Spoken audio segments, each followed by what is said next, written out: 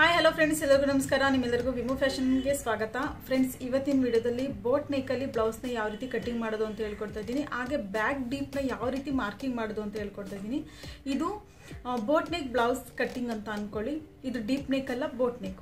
ಬನ್ನಿ, ತುಂಬ ದಿನದಿಂದ ಇದನ್ನ ಈ ಥರ ಒಂದು ವಿಡಿಯೋನ ಅಪ್ಲೋಡ್ ಮಾಡಬೇಕು ಅಂತ ಅಂದ್ಕೊಂಡಿದ್ದೆ. ಕಮೆಂಟು ಕೂಡ ಬರ್ತಾನೆ ಇತ್ತು. ಇವತ್ತು boat neck blouse cutting and back side design cutting ಎರಡನ್ನೂ ಕೂಡ ನಾನು ಹೇಳ್ಕೊಡ್ತಾ ಇದ್ದೀನಿ. ಸ್ಕಿಪ್ ಮಾಡಿದ್ದೀನಿ, ವಿಡಿಯೋ ನೋಡಿ, ಫುಲ್ ವಿಡಿಯೋ ನೋಡಿ, ನಿಮಗೆ ಗೊತ್ತಾಗುತ್ತೆ. ಇದು ಲೈನಿಂಗ್ ಬ್ಲೌಸ್ ನಾನು ಕಟ್ಟಿಂಗ್ ಮಾಡ್ತಿರುವಂಥದ್ದು. ತುಂಬ ಯೂಸ್ಫುಲ್ ಆಗಿದೆ. ಹಾಗೆ ಮಧ್ಯದಲ್ಲಿ ತುಂಬ ಟಿಪ್ಸ್ಗಳನ್ನು ಕೂಡ ನಾನು ಕೊಟ್ಟಿರ್ತೀನಿ. ನಿಮ್ಗೆ ಏನಾದರೂ ಡೌಟ್ ಇತ್ತು ಅಂದರೆ ಕಮೆಂಟಲ್ಲಿ ತಿಳಿಸ್ಬೋದು. ಬನ್ನಿ, ವಿಡಿಯೋನ ಕಂಟಿನ್ಯೂ ಮಾಡೋಣ.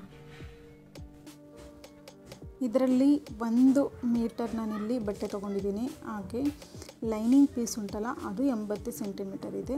ಫಸ್ಟು ಬ್ಯಾಕ್ ಪಾರ್ಟ್ನ ಕಟ್ಟಿಂಗ್ ಮಾಡ್ಕೋಬೇಕು. ಕಟ್ಟಿಂಗ್ ಮಾಡ್ಕೊಳ್ಳೋದಕ್ಕಿಂತ ಮುಂಚೆ ಬಟ್ಟೆನ ಈ ಥರ ಫೋಲ್ಡಿಂಗ್ ಮಾಡ್ಕೊಳ್ಳಿ. ಓನ್ಲಿ 1 ಫೋಲ್ಡಿಂಗ್ ಮಾತ್ರ. ಫಸ್ಟು ಲೆಂತ್ ನಾನಿಲ್ಲಿ 14.5 ಬೇಕು. ನಾನಿಲ್ಲಿ 13.5 ಬೇಕು. 14.5 ತಗೋತಾ ಇದ್ದೀನಿ.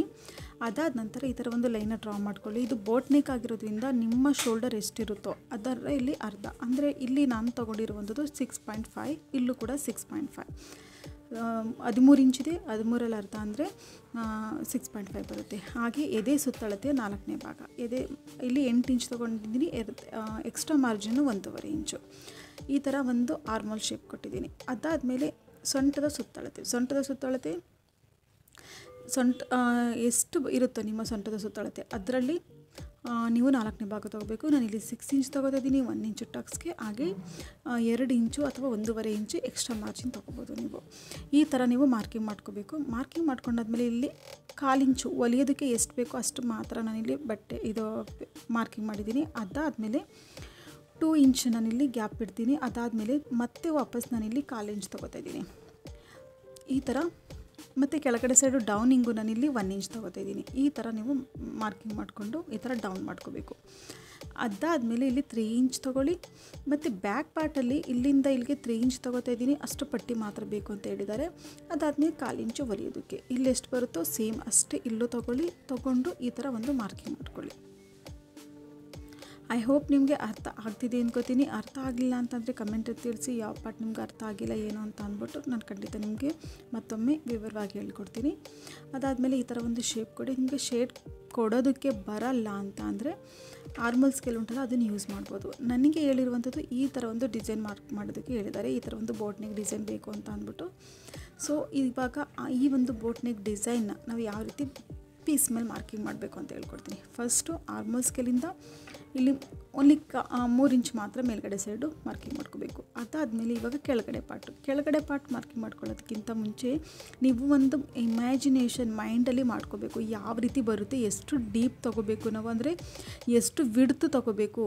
ಇವಾಗ ಇಷ್ಟರಲ್ಲೇ ನಾನು ನೆಕ್ ಮಾರ್ಕಿಂಗ್ ಮಾಡಿದ್ದೀನಲ್ಲ, ಇಷ್ಟರ ಒಳಗಡೆ ನಾನು ಡಿಸೈನ್ ಕೂರಿಸ್ಬೇಕು. ಫಸ್ಟು ನಾವು ಇಮ್ಯಾಜಿನೇಷನ್ ಮಾಡ್ಕೋಬೇಕು, ನಾವು ಎಷ್ಟು ವಿಡ್ತ್ ಬೇಕು ನಮಗೆ ಅಂತ ಅಂದ್ಬಿಟ್ಟು ಮಾಡಿಕೊಂಡು ಅದಾದಮೇಲೆ ಮಾರ್ಕಿಂಗ್ ಮಾಡ್ಕೋಬೇಕು. ನೋಡಿ, ಈ ಥರ ಫಸ್ಟ್ ಒಂದು ಎಳೆ ಎಳ್ಕೊಳ್ಳಿ. ಅದಾದಮೇಲೆ ಡೈರೆಕ್ಟಾಗಿ ನಾನಿಲ್ಲಿ ಕೆಳಗಡೆ ಸೈಡ್ ಹೋಗ್ತೀನಿ. ಯಾಕಂದರೆ ಈ ಥರ ಮಾರ್ಕಿಂಗ್ ಮಾಡಿಕೊಂಡು ಈ ಥರ ಶೇಪ್ ಐತೆ. ಈ ಭಾಗ ಬರುತ್ತಲ್ಲ ನೋಡಿ ಕೆಳಗಡೆ ಸೈಡು, ಈ ಕೆಳಗಡೆ ಸೈಡು ಅದು ಬಾರ್ಡರ್ ಬರುತ್ತೆ. ಇದು ಕಟ್ಟಿಂಗಲ್ಲಿ ಹೋಗುತ್ತೆ. ಇದು ಇಷ್ಟು ಮಾತ್ರ ಡೀಪ್ ಇರುತ್ತೆ ಅಷ್ಟೇ.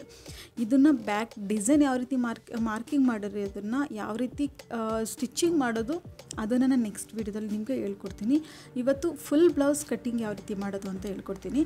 ನೋಡಿ, ಇಷ್ಟು ಓನ್ಲಿ ಮಾರ್ಕಿಂಗ್ ಮಾತ್ರ ನಾನು ನಿಮ್ಗೆ ಹೇಳ್ಕೊಟ್ಟೆ. ಬ್ಯಾಕ್ ಸೈಡ್ ಡಿಸೈನ್ನ ನೀವು ಮಾರ್ಕಿಂಗ್ ಮಾಡ್ಕೊಳ್ಳೋದು ಹೇಗೆ ಅಂತ.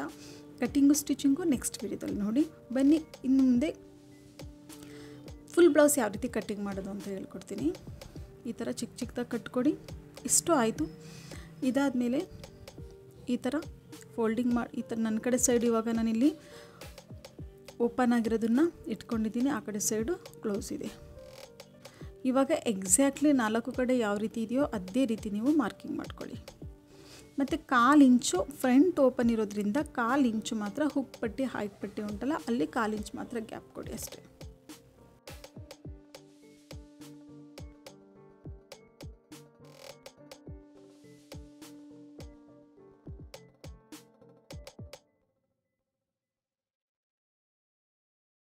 ನಾನಿಲ್ಲಿ ಬಟ್ಟೆ ಯಾಕೆ ತಿರುಗಿಸ್ಕೊಂಡೆ ಅಂದರೆ ನಾನು ಮಾರ್ಕಿಂಗ್ ಮಾಡೋದು ನಿಮಗೆ ಸೀದಾ ಕಾಣಲಿ ಅಂತ, ಯಾಕಂದರೆ ಮೊದಲು ಉಲ್ಟಾಯಿತು ಪೀಸು, ಅದಕ್ಕೆ ಈ ಥರ ಕ್ಯಾಮ್ರಾ ಕಡೆಗೆ ನಾನು ತಿರುಗಿಸ್ಕೊತಾ ಇದ್ದೀನಿ. ಯಾವುದೇ ರೀತಿ ವ್ಯತ್ಯಾಸ ಇಲ್ಲ, ಸೇಮ್ ಮೊದಲು ಯಾವ ರೀತಿ ಇದೆ ಅದೇ ರೀತಿಯೇ ಇದೆ ಅಷ್ಟೇ. ಇವಾಗ ಫ್ರಂಟ್ ಪಾರ್ಟಲ್ಲಿ ನಿಮಗೆ ಎಷ್ಟು ಡೀಪ್ ಬೇಕೋ ಅಷ್ಟು ತೊಗೊಳ್ಳಿ. ನಾನಿಲ್ಲಿ 5.5 ಇಂಚ್ ತೊಗೋತಿದ್ದೀನಿ. ನಾರ್ಮಲ್ ಅಂತಂದರೆ 6.5 ಇಂಚ್ ಬರುತ್ತೆ, ಬಟ್ ಬೋಟ್ ನೆಕ್ ಇರೋದ್ರಿಂದ ನೀವು 5.5 ಇಂಚ್ 1 ಇಂಚ್ ಕಡಿಮೆ ಮಾಡೇ ತೊಗೊಳ್ಳಿ.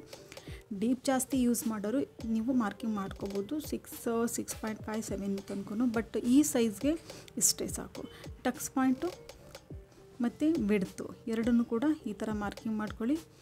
ಮಾರ್ಕಿಂಗ್ ಮಾಡಿಕೊಂಡು ಈ ಥರ ಒಂದು ಲೈನರ್ ಕೆಳಗಡೆಗೆ ಲೈನರ್ ಡ್ರಾ ಮಾಡ್ಕೊಳ್ಳಿ. ಇವಾಗ ನೋಡಿ ಕರೆಕ್ಟಾಗಿ ಇಲ್ಲಿಂದ ಕೆಳಗಡೆಗೆ 1 ಇಂಚು ಲೈನರ್ ಡ್ರಾ ಮಾಡ್ಕೊಳ್ಳಿ. ಇಲ್ಲಿಂದ ಇಲ್ಲಿಗೆ 1.5 ಇಂಚು,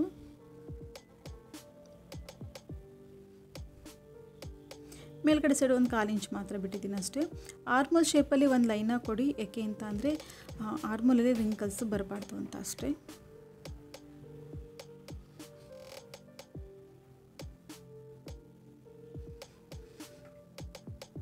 ಇಷ್ಟಾಯಿತು. ಇವಾಗ ಪ್ರಿನ್ಸಸ್ ಯಾವ ರೀತಿ, ಇಲ್ಲಿಗೆ 1 ಇಂಚ್ ತೊಗೋತಾ ಇದ್ದೀನಿ, ಈ ಕಡೆ ಸೈಡು 1/2 ಇಂಚು.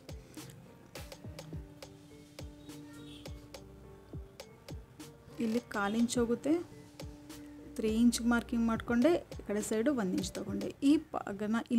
ಈ ಭಾಗನ ಇಲ್ಲಿಗೆ ಮಾರ್ಕಿಂಗ್ ಮಾಡ್ಕೋಬೇಕು. ಈಗ ಪ್ರಿನ್ಸಸ್ ಕಟ್ ಶೇಪಿಂಗು ಇದನ್ನು ಈ ಥರ ತೊಗೊಂಡು ಹೀಗೆ ಒಂದು ಕ್ರಾಸಾಗಿ ಲೈನ್ನ ಡ್ರಾ ಮಾಡ್ಕೊಳ್ಳಿ. ಹಾಂ, ಇಷ್ಟೇ. ಇದನ್ನು ಈ ಪಾಯಿಂಟ್ಗೆ ಮಾರ್ಕಿಂಗ್ ಮಾಡ್ಕೊಳ್ಳಿ. ಇಷ್ಟು ಪ್ರಿನ್ಸಸ್ ಕಟ್ ಫ್ರಂಟ್ ಪಾರ್ಟ್ ನಾವು ಮಾರ್ಕಿಂಗ್ ಮಾಡ್ಕೋಬೇಕಾಗಿರುವಂಥದ್ದು. ನಿಮ್ಗೇನಾದರೂ ಅಕಸ್ಮಾತ್ ಏನಾರು ಉಪ್ಪಟ್ಟಿ ಕಾಜುಬಟ್ಟೆ ಅದೇನಾದ್ರು ತುಂಬ ದೊಡ್ಡದಾಗ್ತಿದೆ ಅಂದರೆ ಇದನ್ನು ಈ ಥರ ಒಂದು ಶೇಪ್ ಕೊಡಿ.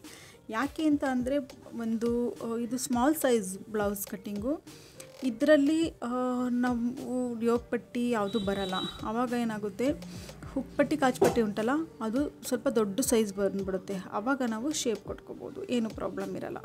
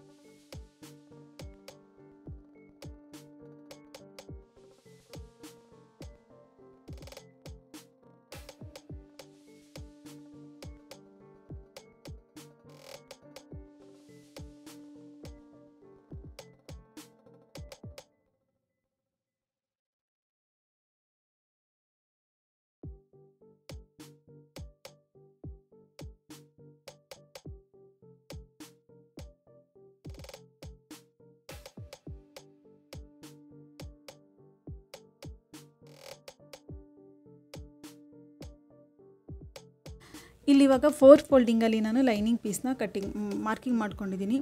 ಸ್ಲೀವ್ ಲೆಂತು ಬೇಕಾಗಿರೋದು 9.5 ಇಂಚು, ನಾನಿಲ್ಲಿ 10.5 ಇಂಚ್ ತೊಗೋತಾ ಇದ್ದೀನಿ. ಇದನ್ನು ಲೈನರ್ ಡ್ರಾ ಮಾಡ್ಕೊಳ್ಳಿ. ಡೌನಿಂಗು ನಾನಿಲ್ಲಿ 3/4 ಇಂಚು ಡೌನಿಂಗ್ ತೊಗೋತಿದ್ದೀನಿ. ಎದೆ ಸುತ್ತಳತೆಯ 8ನೇ ಭಾಗ -1 ಇಂಚು. ಇಲ್ಲಿಂದ ಇಲ್ಲಿಗೆ 8 ಇಂಚು ಮತ್ತು 1.5 ಇಂಚು ಒಳಗಡೆ ಸೈಡ್ಗೆ ಮಾಡಿಕೊಂಡು ಈ ಥರ ಒಂದು ಶೇಪ್ ಕೊಡಿ. ಈ ಥರ ಶೇಪ್ ಕೊಡಿ.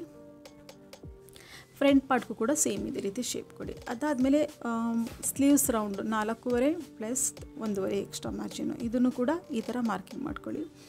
ಅಷ್ಟೇ, ತುಂಬ ಈಸಿ. ಇದು ಈ ಒಂದು ಬ್ಲೌಸು ನಾನು ಕಟ್ಟಿಂಗ್ ಹೇಳ್ಕೊಟ್ಟಿರುವಂಥದ್ದು 32 ಸೈಜು.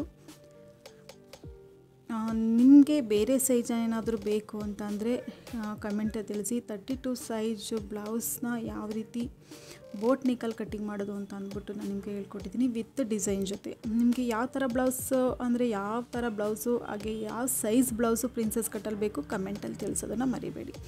ಹಾಗೆ ಈ ಕಟ್ಟಿಂಗ್ ಮಾಡ್ಕೊಂಡಿರೋ ಪೀಸಸ್ನೆಲ್ಲ ನಾನಿಲ್ಲಿ ಸೀರೆ ಬ್ಲೌಸ್ ಪೀಸ್ ಉಂಟಲ್ಲ ಅದ್ರ ಮೇಲೂ ಕೂಡ ಇಟ್ಕೊಂಡು ಕಟ್ಟಿಂಗ್ ಮಾಡ್ಕೋಬೇಕು. ಕಟ್ಟಿಂಗ್ ಮಾಡಿಕೊಂಡು ನೆಕ್ಸ್ಟ್ ವೀಡಿಯೋದಲ್ಲಿ ಸ್ಟಿಚಿಂಗ್ ಯಾವ ರೀತಿ ಮಾಡೋದು ಅಂತ ಅಂದ್ಬಿಟ್ಟು ನಿಮಗೆ ನಾನು ಹೇಳ್ಕೊಡ್ತೀನಿ.